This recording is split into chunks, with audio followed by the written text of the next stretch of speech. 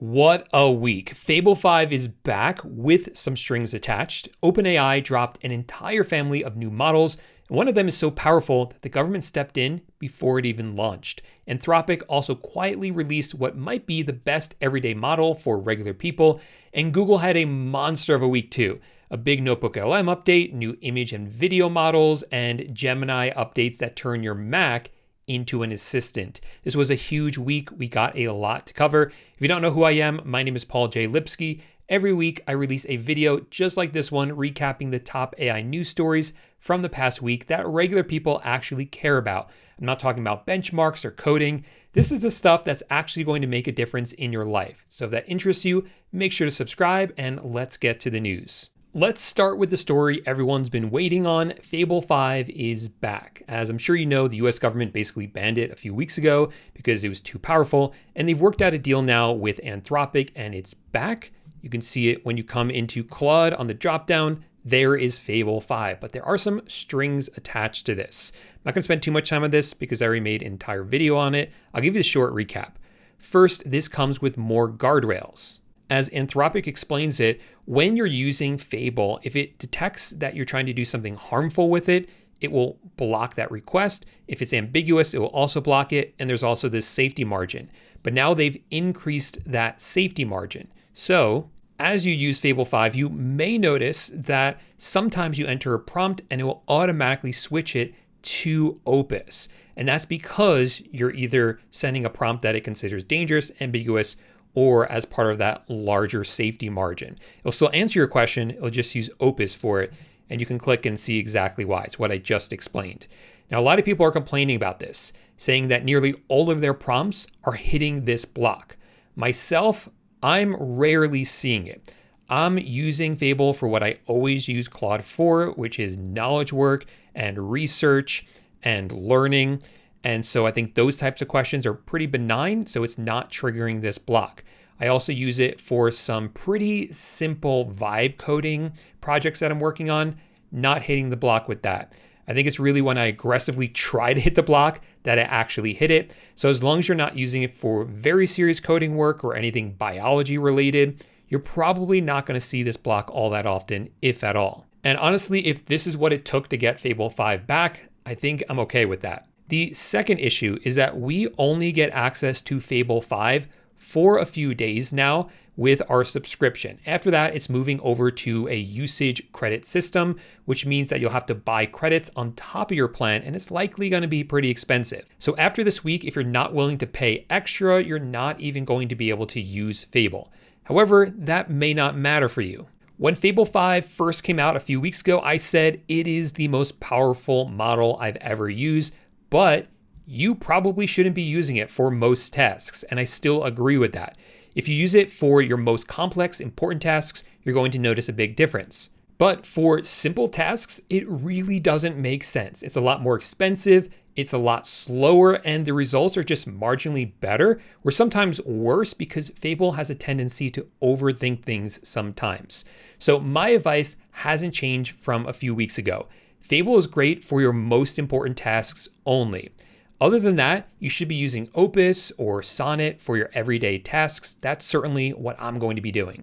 Even for my schedule tasks, I'm leaving them all on Opus. So for instance, if we open up this one, you'll see right down here, I've left it on Opus. Now I get a lot of questions about what kind of scheduled tasks I run. So let me show you one of them that I set up right here.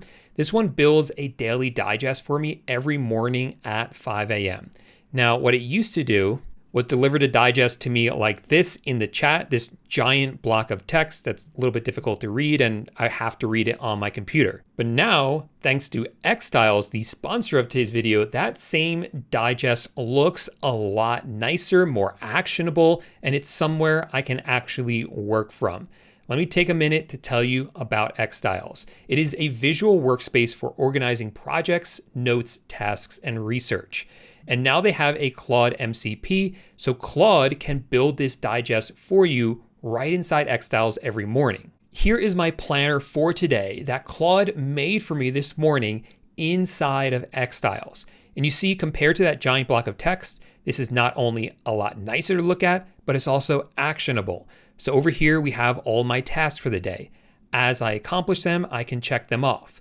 It also organizes it, so it shows me the top priorities for the day, what I should focus on. It brings in stuff from my calendar, my Slack highlights, important emails, and even summarizes my newsletters. And as my day progresses, I can move any of this around. So if I need to focus on my emails, I can drag those up here. If I need to add a new block, I can easily do that by dragging in here and maybe starting a new note right here. If something on my calendar becomes a to-do list item, well, I can grab that calendar event and bring it into my to-do list just like that. And now it is part of my tasks. It also syncs with the xTiles app, so you can see all of this on the go from your phone. And what's awesome about this is that once you connect xTiles with Claude, all you have to do is come into Claude and tell it to digest xTiles for you, and it kicks off a step-by-step process that builds your digest for you. You can even use it for evening reflections or weekly reviews to help you stick to your goals over time. It's perfect for freelancers, solopreneurs, or any busy professional. Try out xTiles with the link in the description of this video, and now back to the news. Okay, we're not done talking about Anthropic yet because they also released a new model, Claude Sonnet 5. If you look at the Claude models, we have Fable, their most powerful model. Then we have Opus, which is also really powerful. Then Sonnet, and then Haiku, which is their weakest model. And the good news is we now have Sonnet 5, which is supposed to deliver performance that's close to Opus 4.8, but it's cheaper. Now, if you go on X or YouTube, you're going to see a lot of people complaining about Sonnet 5, saying it actually ends up being more expensive than Opus because it takes longer to get good results and for some other reasons as well. But regardless, most of those people are complaining because they're using it for coding tasks, which is very understandable. As we're discovering though, Sonnet 5 is really made for everyday people with everyday tasks like knowledge work. For that, it's very efficient and it's very good. So for most of the viewers on this channel, that's really good news. That means you can get near Opus level intelligence for cheaper if you're using it for knowledge work. So now with Fable 5 and Sonnet 5, here's sort of a recap of how I would use all of these models. I honestly never use Haiku. It's designed for fast, quick answers, but if I want quick answers like that, I tend to use ChatGPT or Gemini. If you're on the $20 Pro plan, I would suggest you use Sonnet 5 as your default model. Then when you have something more complex or important, you can bump it up to Opus 4.8. And I wouldn't use Fable 5 on the Pro plan because you're going to burn through your usage quite quickly. If you're on any of the Max plans, I would suggest using Opus 4.8 as your default unless you frequently hit your limits. Then you'd want to use Sonnet 5 as your default. For more complex things, you can use Opus, and then for the most important tasks, you could use Fable 5. Let's talk next about what Google has been up to because they were very busy this week and you probably haven't heard about some of these updates. This first one is to NotebookLM. I was so excited about this update. I already made an entire video about it, but I'll show you the quick recap right now. So now when you come into any of your notebooks, over here on the right, of course, is Studio, where you can generate infographics and audio overviews. We also have video overviews. That's not new, but opening it up, this is new. We now have shorts, and these are shorter in length, and they're also 9:16. So here's an idea of what one of them looks like. Over 1 billion people watch the World Cup final, but the entire tournament only exists because of a bitter fight over unpaid labor. In the 1920s, the Olympics... So that's what they look like. I think they look so cool. I've been playing around with this and I absolutely love what it's been able to generate. They look really nice. I think a lot of times they look nicer than the regular video overviews, like if you choose Explainer, and a lot of times even better than the cinematic ones. They're really awesome. They're only about a minute long, but they're a really nice addition to NotebookLM that I've been really loving. Now, there's also been some new updates to NotebookLM. I don't even know quite when these were announced, but I know I haven't covered them on my channel. So when you come back into Video Overview and you select any of these, you'll notice you can now select exactly what sources you want to use from within here. So in the past, you had to first select it on the side and then open up Video Overview or any of your Studio buttons, but now you can choose your sources directly inside of here. And that's true for all of these. So if I open up flashcards, you can see I can select my sources in here. Same thing for audio overview. I can select my sources right here. So that's really nice. It kind of saves you from having to remember to choose them on the side first. The other thing is that inside of video overview, if you select explainer, originally when they came out with these visual styles, you could only choose between these preset ones. But now you can set a custom style just by selecting custom and explaining the style. And then below that, you can still explain what the topic is about. So you can choose both the topic and the style. So those are nice new additions that they've added. And they've also added the video focus recommendations. So instead of manually typing in what the topic is, it will give you some suggestions based on what is inside your notebook. So all of those are really nice additions to NotebookLM. Google has also released a new image generation model called Nano Banana 2 Lite, and there's been an update to their video generation model, Gemini Omni Flash. Now, Omni Flash is not new. I reported on this video generation model about a month ago when it was released at Google I/O. It's an incredible model. It's been available inside of Gemini and Google Flow for weeks now, but now it's available to developers through the Gemini API and Google AI Studio. So if you like to build things in Google AI Studio and incorporate video generation into the things you build, that is now available, which is pretty cool. But let's talk more about Nano Banana 2 Lite. So Nano Banana 2, the image generation model, has been out for a while now, and it's really good. I think it's one of the best models out there. Not quite as good as ChatGPT's image generation model, but still quite capable. So what Google did was they released a light version of it. In some ways, you can think of this as a weaker version. We definitely will see that it's not as good as regular Nano Banana 2, but it's also incredibly fast. So to use this, when you come into Gemini, on the dropdown, you want to select Flash Light. Then you want to select that you want to create an image and then tell it what image you want to make. Now watch how fast this is when I send it along. You'll see it starts, and after just a few seconds, this will be available. Bam, just like that. That is incredible how quickly that is. And for that speed, we get what is a great looking image. I mean, take a look at this. It's certainly not perfect, but man, it is really good for how fast it is.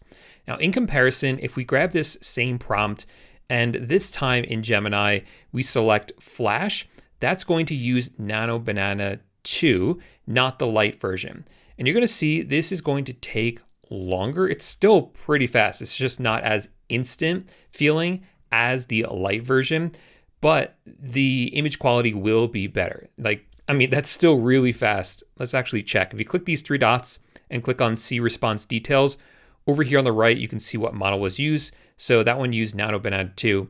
So the real benefit of the light version is that it's cheaper and it is a lot faster. So let me show you some other comparisons between the different models. So I generated this image using Nano Banana 2. I think it looks fantastic. And then I generated the same image with the same prompt using Nano Banana 2 Lite. And I feel like it loses some of the detail in there and it just feels a little bit more washed out. Still great, just not as good as Nano Banana 2. Interestingly, I gave the same prompt to Nano Banana Pro, and I think this one came out actually really bad, like the worst of all three of them. Now that's still Nano Banana 1 Pro. We don't have Nano Banana 2 Pro yet. I really want that. I think that once Nano Banana 2 Pro comes out, it will be the best image generation model in the world, but we have absolutely no rumors about that yet. I haven't heard anything about it. Here's another example. I generated this one with Nano Banana 2 Lite, and you see the focus of the image looks great. It's this guy cooking right here. But if you look at these background characters, their faces are quite blurred and you sort of lose a lot of detail there.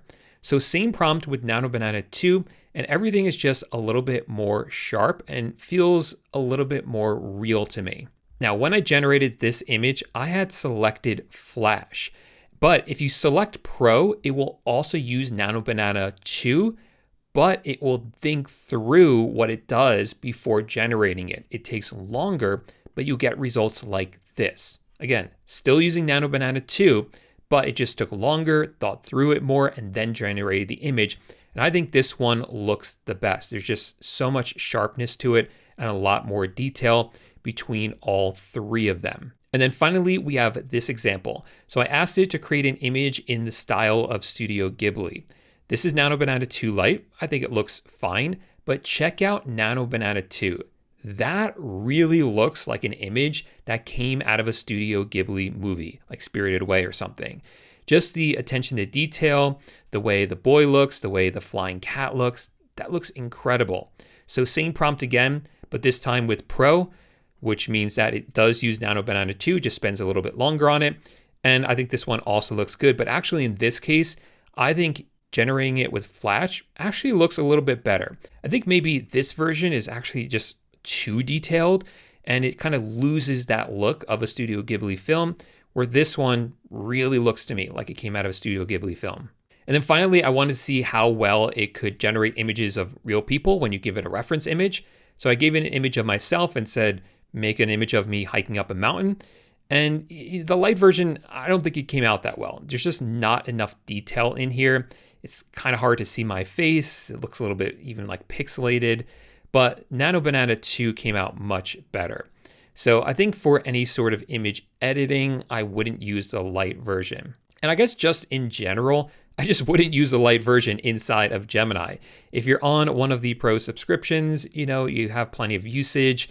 Just when you're generating images, choose Flash or Pro. You're going to get better results. It really doesn't take that long. But this is great for really fast generations if you need that, which is going to be really helpful for a lot of developers who are building apps that have image generation built in. Google has also released some updates to the Gemini app for MacBook.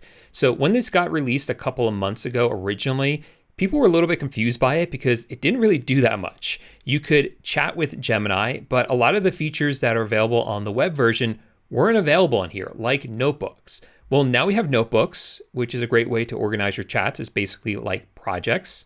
And opening up any of them, you can see all the chats that you've started within this notebook.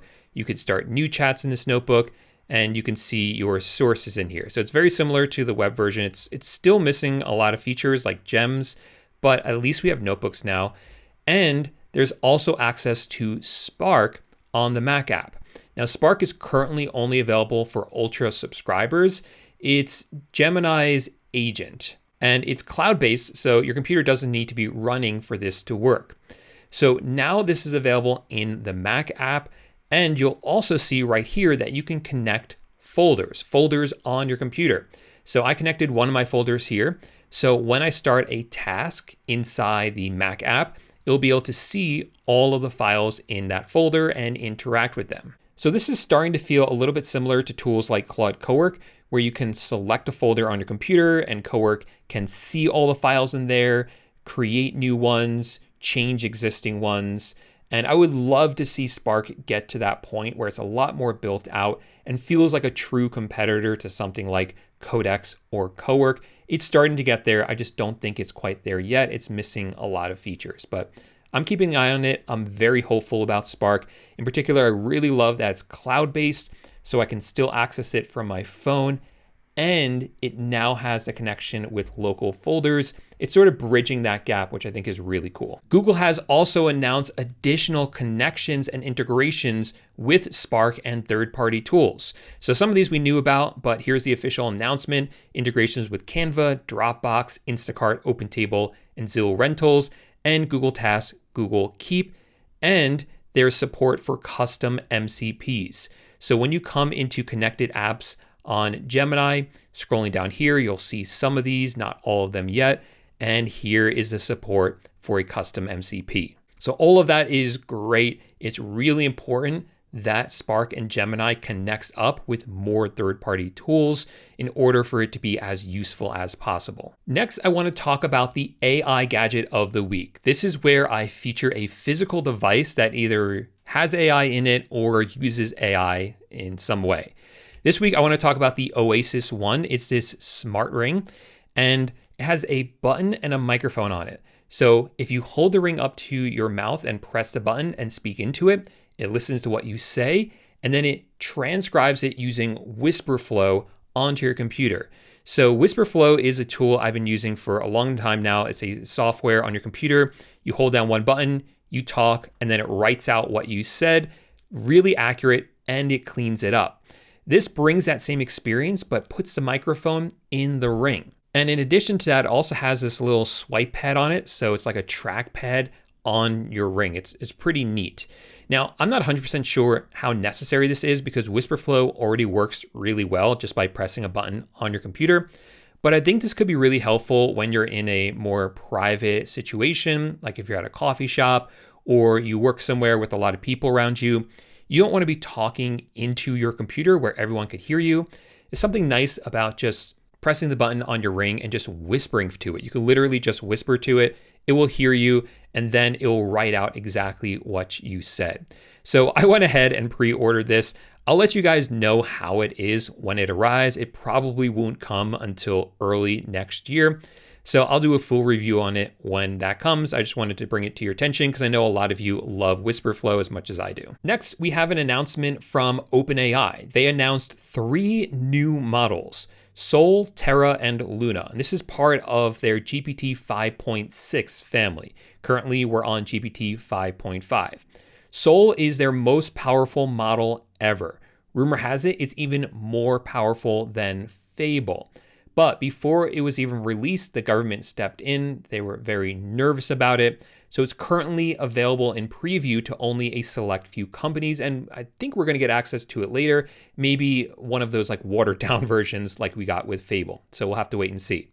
But the more interesting story here is Terra. Terra is supposed to be as good as GPT 5.5, but half the cost.